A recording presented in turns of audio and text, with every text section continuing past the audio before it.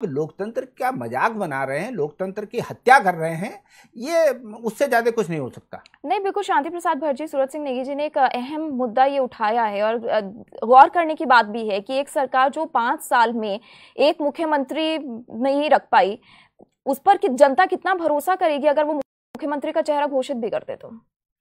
देखो इरम जी, इस बात को समझने की जरूरत है कि भारतीय जनता पार्टी ने जो वादे जनता से 2017 में किए थे कि हम उत्तराखंड की तकदीर और तस्वीर बदल देंगे, हमको अल्पमत की सरकार मत देना, अल्पमत की सरकारों में हम जनता का दबाव होता है और विधायकों का दबाव होता है, जिस कारण विकास के कार्य रुकते हैं।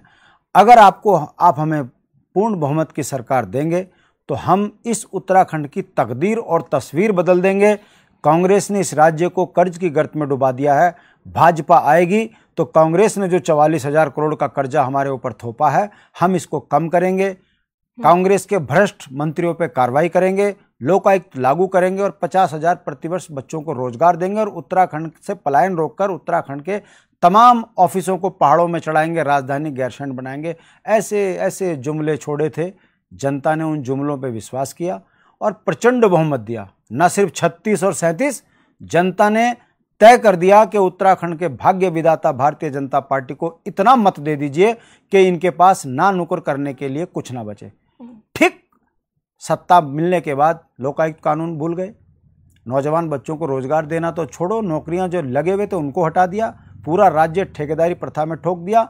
उत्तराखंड के अंदर ना तो पलायन पे काम हुआ, ना रोजगार पे काम हुआ और विकास के नाम पर जो भ्रष्टाचार की भेंट चढ़ी, जनता ने अपनी नंगी आंखों से देखा। उससे भारतीय जनता पार्टी में जो खलबली मची, 4 वर्षों के बाद यह नहीं बता पाई भारतीय जनता पार्टी कि आपके मुख्यमंत्री प्रॉपर्टी डीलर थे, आपके मुख्यमंत्री भ्रष्ट थे, क्या थे, क्यों आपने त्रिवेंद्र सरकार को जो है अचानक हटा दिया। दूसरे जो बने उनको आपने किस आधार पर बनाया, यह भारतीय जनता पार्टी बताने को तैयार नहीं थी। हां, उनके दूसरे जिन्होंने शपथ ली, शपथ लेते ही महिलाओं पे अभद्र टिप्पणियां शुरू कर दी, देश को अमेरिका का गुलाम बता दिया और विकास के ऐसे ऐसे जुमले छोड़ने शुरू करे कि भारतीय जनता पार्टी को लगा कि अब ये झूठ जो है उत्तराखंड की जनता बर्दाश्त नहीं कर पाएगी। एक रात अचानक उनको भी हटा दिया। अब ये तीसरे नौजवान बच्चे, जिसको बेचारे को कोई अनुभव नहीं था, आपने मुख्यमंत्री बनाकर एक संदेश दिया, खुशी की बात थी। आपको मालूम है, आपने ही वो खबर भी दिखाई थी कि उत्तराखंड को पूरा लूट लो, मैं किसी ठेकेदार को कुछ नहीं कहूंगा। तीसरे उससे बड़े महान हुए। अब इस बात को समझने की जरूरत है, एक प्रॉपर्टी डीलर मुख्यमंत्री 4 साल रहा, उसको हटा दिया। दूसरे ने हमको अमेरिका से लेकर महिलाओं पर अभद्र टिप्पणी करी, उसको भी हटा दिया। भारतीय जनता पार्टी का जो भ्रष्ट राजनीतिक चरित्र है, जैसे ही तीसरे के मुंह से निकला कि मैं पूरा उत्तराखंड बिकवा दूंगा, मैं किसी को कुछ नहीं कहता, उसके बाद प्रभारी का प्यार देखिए। पहली बार दौरे में आए तो उन्होंने कहा कि कमल का फूल, बस हम तो इस पे चुनाव लड़ते हैं। जब फटकार लगी दिल्ली से, उसने दिमाग खराब हो गया आपका, आपको पता नहीं है। उसने तो सरेआम पब्लिक के बीच में यह कहा कि मैं किसी की कमीशनखोरी को रोकता नहीं हूं। आप उसे चेहरा बनाइए। उत्तराखंड में 60,000 करोड़ का बजट है और जनसंख्या मात्र 1.5 करोड़। ऐसे काबिल को जो सीधा दिल्ली से जिसका संपर्क हो, उसी के चेहरे पर हम चुनाव लड़ेंगे, यह संदेश आम पब्लिक के बीच में गया है आनन फानन में। अब तो बताइए प्रभारी का यहां आने का क्या मतलब था? उन्होंने ऐसा क्या घोषणा कर दी जो उत्तराखंड की जनता को बहुत प्रभावित किया हो? केवल आकर यह कहना कि इन्हीं के चेहरे पे चुनाव लड़ेंगे, इसका मतलब राज्य और 4 महीने आकंठ भ्रष्टाचार की भेंट चढ़ने वाला है। दिल्ली का संदेश है, जो जितना देगा वो उतने लंबे समय तक राज करेगा। पहले वाले ने गलती करी, दूसरे वाले ने महान गलती करी, तीसरा वाला दोनों हाथों से इस राज्य को लुटवाने के लिए बिल्कुल आकंठ उसमें डूबा पड़ा है, नतमस्तक होकर दिल्ली की सल्तनत के आगे। तो यह संदेश आम उत्तराखंड के जनमानस में गया है। हां, हमको खुशी होती कि जाते जाते ये कह देते कि हम लोकायुक्त कानून लागू करवाएंगे। इस युवा मुख्यमंत्री से हम ये अपेक्षा करते हैं कि ये लोकायुक्त लागू करें। हम इस युवा से ये उम्मीद करते हैं कि जिन 50,000 नौजवान बच्चों को प्रतिवर्ष रोजगार देने का वादा किया था, लगभग 2 से 2.5 लाख लोगों को हम रोजगार देकर अपने पश्चाताप को दूर करेंगे।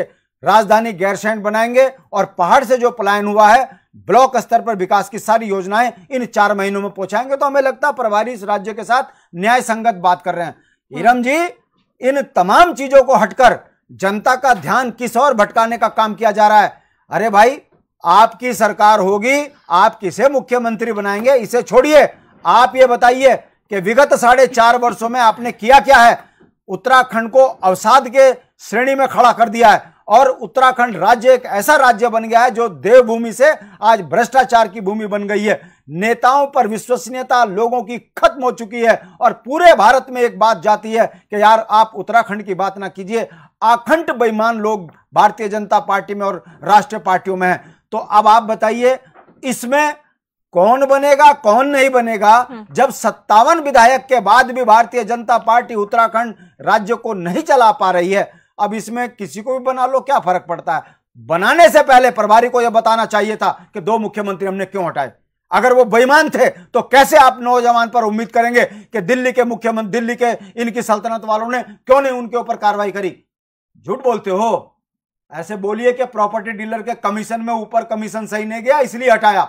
ऐसे बोलिए कि आपने जो है अमेरिका के नाम पर जनता को जिस तरीके से शर्मसार किया उसके कारण जो है उसको हटाया। और तीसरे से हमको कोई उम्मीद है कि ये उत्तराखंड के अंदर कुछ करेगा, तब जाकर आप कोई बात बोलते तो हमको लगता। नौजवान अवसाद में है, उत्तराखंड में किसान परेशान है, जंगली जानवर हमारे बच्चों को सरेआम मार रहे हैं, वन कानून में कोई परिवर्तन नहीं है, एनजीटी हमको विकास के काम करने नहीं दे रही है गंगा के किनारे, उत्तराखंड से पलायन बदस्तूर जारी है। और ऐसे में अगर आप उत्तराखंड के अंदर उत्तराखंड की जनता को दिग्भ्रमित करने का काम करेंगे, ये जनता बर्दाश्त नहीं करेगी। नहीं, ठीक है, ये फैसला जनता आगे करेगी। कुंवर जपेंद्र जी भी हमारे साथ बीजेपी प्रवक्ता जुड़ चुके हैं। सर, बहुत स्वागत है आपका। चर्चा में आपके पास में आऊंगी। एक सवाल मैखुरी जी मेरा उससे पहले आपसे है कि देखिए, एक के पास चेहरा है दूसरे के पास नहीं है, क्या माने कि ये लड़ाई जो है वो किसके लिए मुश्किल होने जा रही है? नहीं, आप सब जो